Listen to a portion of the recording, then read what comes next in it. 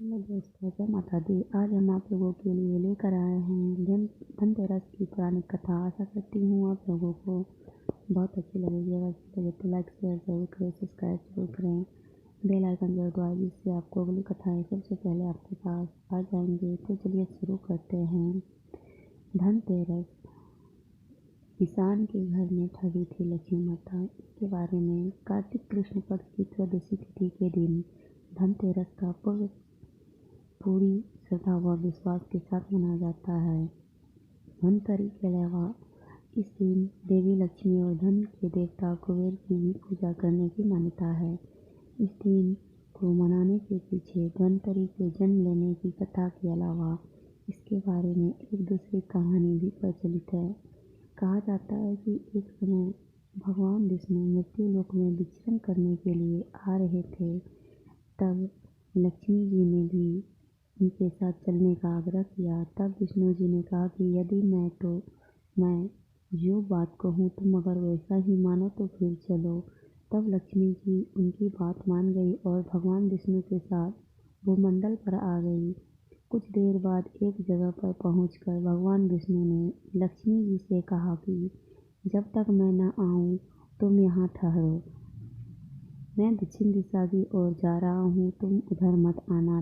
विष्णु जी के जाने पर लक्ष्मी के मन में कौतूहल जागा कि आखिर दक्षिण दिशा में ऐसा क्या रहस्य है जो मुझे मना किया गया है, और भगवान स्वयं चले गए। लक्ष्मी जी से रहा न गया और जैसे ही भगवान आगे बढ़े लक्ष्मी भी पीछे पीछे चल पड़ी। कुछ ही समय आगे जाने पर उन्हें सरसों का खेत दिखाई दिया जिसमें खूब फल लगे थे। सरसों की शोभा देखकर वह मंत्रमुग्ध हो गई और फूल तोड़कर अपने श्रृंगार करने के बाद आगे बढ़ी। आगे जाने पर एक गन्ने के खेत में लक्ष्मी जी गन्ने तोड़कर उसे उसका रस चूसने लगी। उसी क्षण विष्णु जी आए और यह देख लक्ष्मी जी पर नाराज होकर उन्हें श्राप दे दिया कि मैंने तुम्हें इधर आने को मना किया था, पर तुम न मानी और किसान की चोरी का अपराध कर बैठी। अब तुम इस अपराध के जुर्म में इस किसान की 12 वर्ष तक सेवा करो। ऐसा कर भगवान उन्हें छोड़कर क्षीर सागर चले गए। तब लक्ष्मी जी उस गरीब किसान के घर रहने लगी। एक दिन लक्ष्मी जी ने उस किसान की पत्नी से कहा कि तुम स्नान कर पहले मेरी बनाई गई इस देवी लक्ष्मी की पूजन करो, फिर रसोई बनाना। तब तुम जो मांगोगी मिलेगा। किसान की पत्नी ने ऐसा ही किया। पूजा के प्रभाव और लक्ष्मी की कृपा से किसान का घर दूसरे ही दिन से अन्न धन रत्न व स्वर्ण आदि से भर गया। लक्ष्मी ने किसान को धन धान से पूर्ण कर दिया।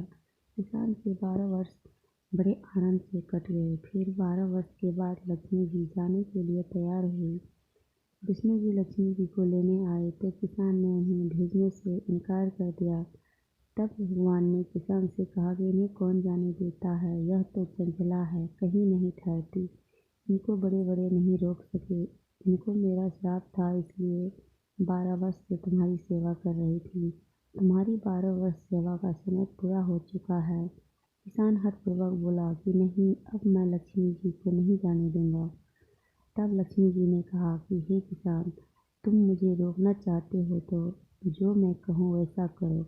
कल तेरस है, तुम कल घर को लीप पोत कर स्वच्छ करना, रात्रि में घी का दीपक जलाकर रखना और शाम को मेरा पूजन करना और एक तांबे के कलश में रुपया भरकर मेरे लिए रखना। मैं उस कलश में निवास करूंगी, किंतु पूजा के समय मैं तुम्हें दिखाई नहीं दूंगी। इस एक दिन की पूजा से वर्ष भर मैं तुम्हारे घर से नहीं जाऊंगा। यह कहकर वह दीपक के प्रकाश के साथ दसों दिशाएं में फैल गई। अगले दिन किसान ने लक्ष्मी जी के कथा अनुसार पूजन किया। उसका घर धन धान से पूर्ण हो गया। इसी वजह से हर वर्ष धनतेरस के दिन से लक्ष्मी जी की पूजा होने लगी। ध्यान से सुनने के लिए धन्यवाद। जय माता दी।